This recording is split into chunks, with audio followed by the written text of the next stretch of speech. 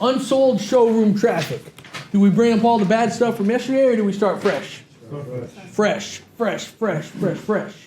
And the goal of this is either we want an appointment or we want to know what it takes to make a car deal. What would happen if we called every customer first thing in the morning that didn't buy yesterday, and we either had an appointment or we knew exactly what it took to make a deal? Sell a lot more cars, wouldn't we? People change their mind all of the time. So I go to the Hublot store, and I've been wanting to buy an expensive watch for myself. Not that I wear it a lot. I just, I think you hold on to them, you throw it in the safe and whatever, right? Yeah.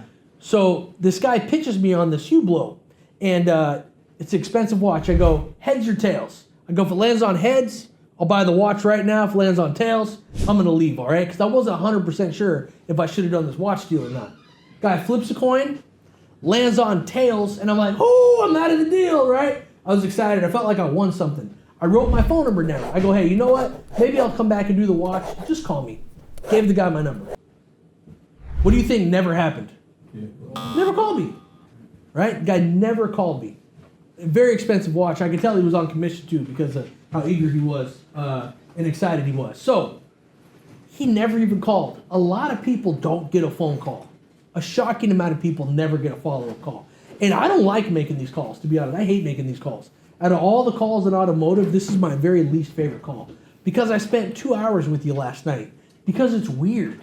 Because I feel like I know why you're not buying the car. I literally don't like making this phone call. So out of all the calls, this is the one where I need the call guide the most. Because it reminds me to start the deal fresh. And it reminds me that no matter what, just to ask for the appointment. Somebody read the intro box, please. Hi, Kyle. Great to talk to you again. It's Ramel from Schumacher Chevy. Oh, hey, what's going on, man? I just want to thank you for coming in yesterday and working with us. I really appreciate it. Oh, yeah, you were nice. You were a nice guy. Thanks. I also wanted to see if you have any unanswered questions. And how did you like the vehicle? It drove good. The Traverse is a nice car. It's just got more stuff on it than the RAV4. I mean, I don't know how to explain it. It's just more, it's better equipped. So you compared it to the RAV4? Yeah. And the Honda, too. And the Honda. Yeah. All right. The HRV, actually. And then I don't know. I'm lost now. So I continue with the. Yeah. You could talk about it or not talk about it. It's up to you. Yeah, I'm looking at the RAV and maybe the HRV. All right. One more thing. If there was one thing stopping you from moving forward on the vehicle we looked at, what would that thing be?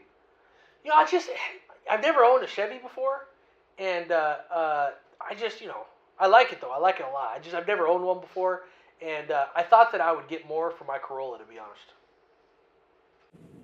I don't really know what to say. Ask for an appointment. Would you like to come in today and take a look at the Chevy? Maybe that will make you choose, give you a better idea if you compare it to the RAV4. Yeah, maybe. I felt like I got a good idea of the car, though. What'd I tell you? You didn't give me enough for what? That's for the trade. Oh, for the trade. Yeah. I'd ask you for the trade. What are you currently driving right now? Corolla, you appraised it yesterday. Okay. Yeah. Come back in, let's get it reappraised. So what's stopping you from coming in? Maybe we could take a look at it. All right. Maybe I'll bring my Corolla in. Hey, give me a hand. Cool. We just start the deal fresh. We should either have an appointment or we should know what.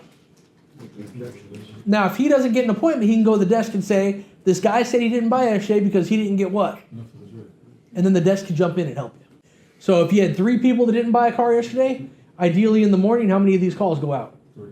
And the nice thing about this is you don't have to rehash the deal.